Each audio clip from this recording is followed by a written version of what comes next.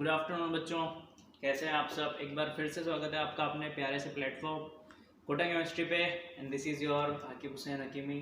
बच्चों, आज हम कार्बन एंड इट्स कंपाउंड का बहुत ही इंटरेस्टिंग टॉपिक आप कह लीजिए, मज़ेदार टॉपिक, मज़ा आने वाला है बहुत, वो पढ़ने जा रहे हैं। लास्ट टॉपिक आप कह लीजिए, इसके बाद कार्बन एंड इट्स कंपाउंड हमारा कंप्लीट हो जाएगा।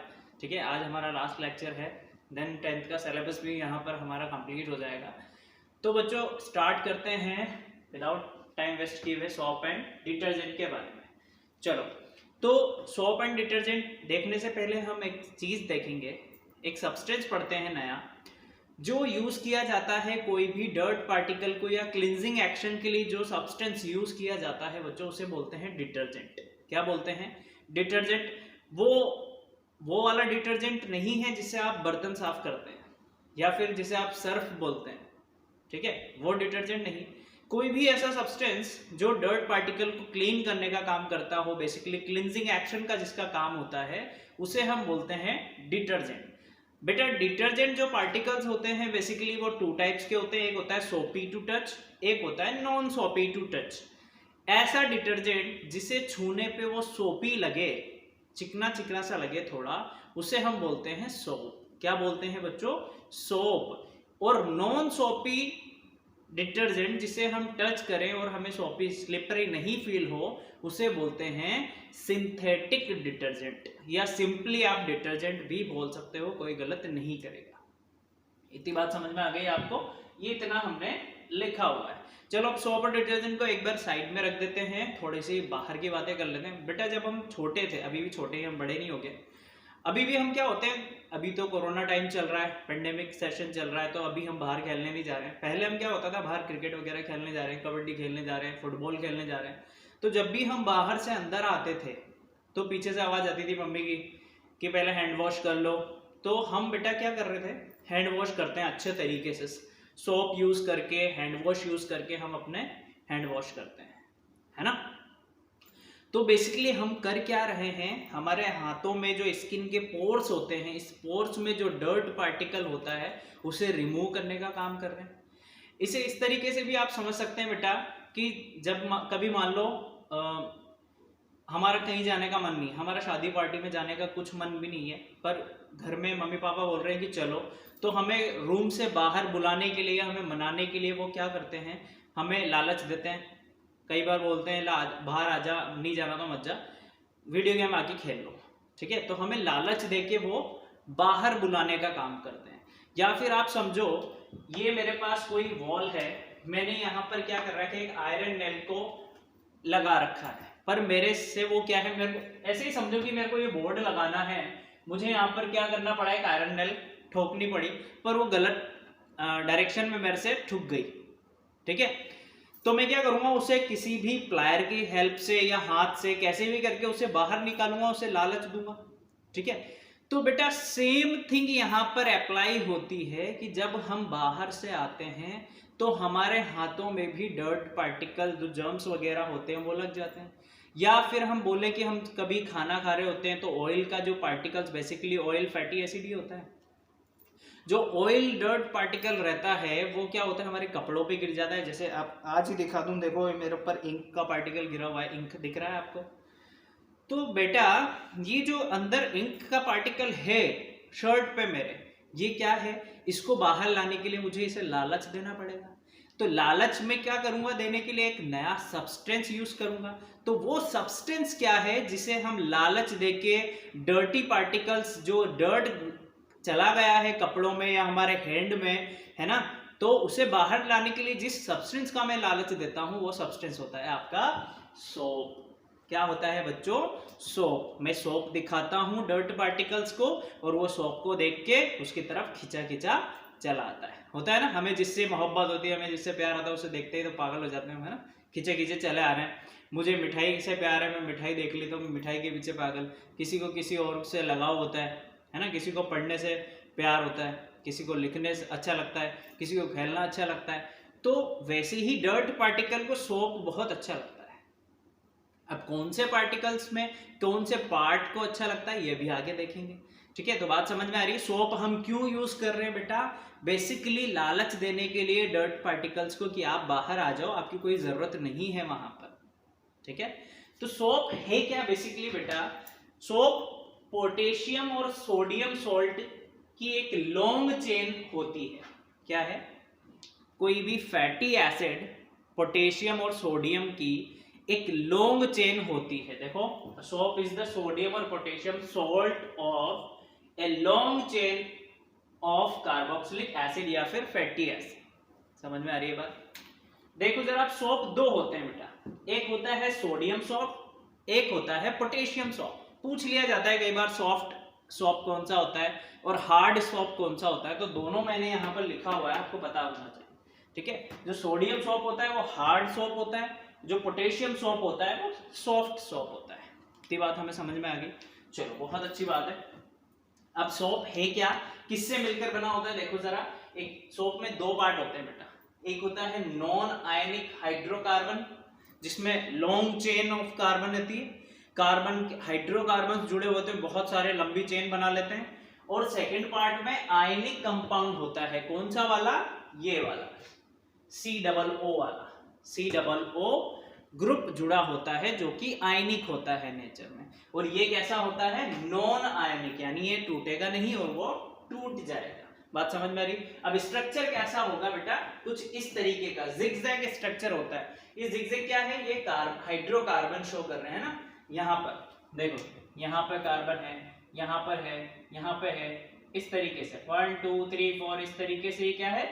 पूरे जितने भी कार्बन सोडियम में होते हैं उन्हें ये शो कर रहा है। 17 18 जितने भी आप यूज कर रहे हो, आप 15 यूज कर रहे हो, आप 17 कार्बन यूज कर रहे हो, वो सारे कार्बन की ये क्या है? लॉन्ग चेन है।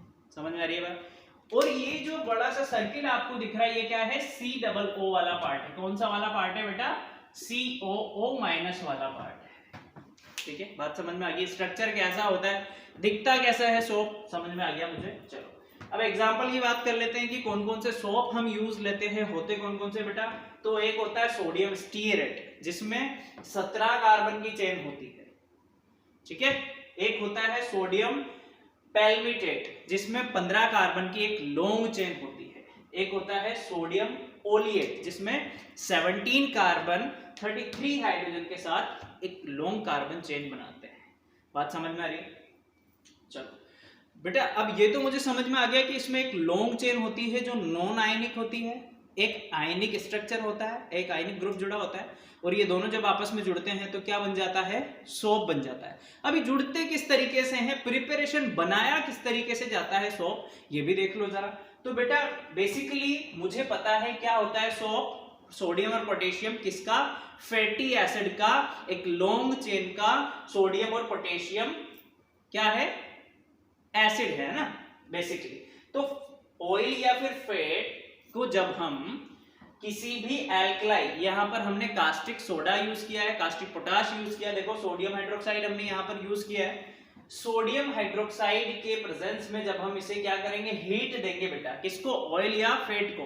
वेजिटेबल ऑयल हो या एनिमल से फैट मिला हो आपको, दोनों में से किसी को भी आप लेके सोडियम हाइड्रोक्साइड के साथ मिक्स करके जैसे ही हीट देंगे तो क्या बन जाता है? सोप बन जाता है बेटा। क्या बन जाता है? सोप। तो यहाँ पर हमें समझ में आ गया प्रिपरेशन किस तरीके से होती है। साथ में ग्लिसरॉल भी बनता है, बट हमारा मेन मोटो सोप बनाना है तो हमने सिर्फ सोप लिखा हुआ है। चलो, डेफिनेशन लिखी हुई है। कल मैंने आपको जब एथेनोइक एसिड पढ़ाया था लास्ट में, तो जब मैंने आपको बताया था बेटा कि जब मैं एथेनॉल में क्या बना रहा हूँ, एल्कोहल कार्बोक्सिलिक एसिड के साथ जब मैं क्या करता हूँ, एल्कोहल को मिक्स करता हूँ तो एस्टर बन जाता है। अगर एस्टर की रिएक्शन में किसी एसिड या बेस के साथ करा दूं तो वापस से मेरे को कार्बोक्सिलिक एसिड या फिर एल्कोहल मिल जाएगा। इस रिएक्शन को मैंने आपको कल बताया था, सेपोनिफिकेशन कहते हैं, वो यहां पर है। देखो जरा ध्यान से देखो, the process of formation of soap bye hydrolysis means होता है बेटा तोड़ना। किसको तोड़ेंगे हम? जो कार्बन चेन है उसको तोड़ेंगे। किसके प्रेजेंस में? किसकी प्रेजेंस में तोड़ते हैं? एल्कलाई की प्रेजेंस में। और इस रिएक्शन को बोलते हैं बच्चों सेपोनिफिकेशन। क्या बोलते हैं? सेपोनिफिकेशन। अब जरा देख लो किस तरीके से होता है। यह हमारे पास फैट होता है, ठीक है, ये मेरे पास हो गया सोडियम हाइड्रोक्साइड, और यहां पर देखो मैंने एग्जांपल लिया है बेटा पाल्मिटिन वाला, ये रहा पैल्मेटेड, और ये इस तरीके से बन जाता है। देखो बनता है किस तरीके से, ये जो आपको यहाँ पर COO, ये जो CH2 पार्ट दिख रहा है, ये CH दिख रहा है, ये CH2 दिख रहा है, और यहाँ पर ये COO वाला पार्ट है, ठीक है। तो ये दोनों टूट जाते हैं। कौन तोड़ता है इन्हें? हीट जब हम देते हैं तो ये टूट जाते हैं, हाइड्रोलाइसिस हो जाता है इनका। किसकी वजह से? सोडियम हाइड्रोक्साइड की वजह से। और सोडियम हाइड्रोक्साइड का OH और ये CH2 आपस में क्या होते हैं बेटा? जुड़ जाते हैं। देखो कुछ इस तरीके से ये बना लेते हैं CH2OH, इसके साथ बन जाता है CHOH, और इसके साथ बन जाता है CH2OH। अब बचा ये Na और बचे ये COO, तो ये थ्राइस बन जाते हैं। देखो थ्राइस ऑफ C15H31COO Na। तो ये क्या है? बेसिकली सोडियम पैल्मिटेट, जो कि क्या है? सोप। और साथ में ये जो आपको दिख रहा है स्ट्रक्चर, ये क्या है? ग्लिसरॉल। बात समझ में आई? प्रिपरेशन किस तरीके से हुआ हमने देख लिया, बहुत अच्छे से हमें समझ में आ गया। अब देखते हैं बच्चों क्लींजिंग एक्शन की काम किस तरीके से कराया जाता है। सोप किस तरीके से डर्ट पार्टिकल्स को कपड़े से या हमारी बॉडी स्किन से किस तरीके से रिमूव करता है। अब इसे नोट डाउन कीजिए, देन क्लींजिंग एक्शन हम देखते हैं।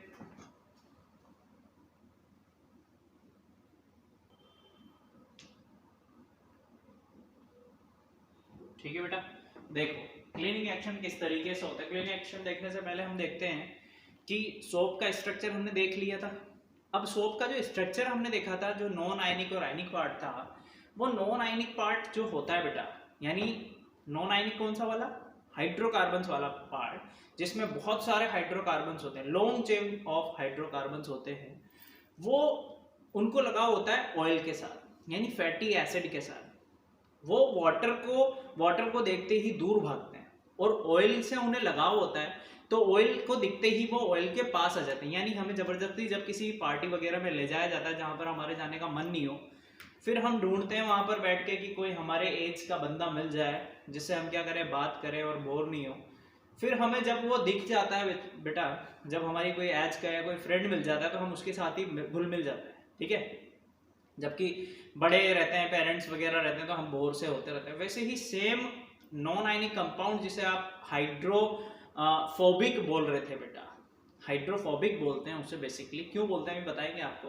तो वो क्या करता है, ऑयल्स के तरफ अट्रैक्ट होता है, जबकि जो हमारे पास कार्बोक्सिलिक ग्रुप है, COO Na वाला ग्रुप, वो वाटर को देख के अट्रैक्ट होता है, जबकि ऑयल को देख के वो दूर भगता है, ठीक है।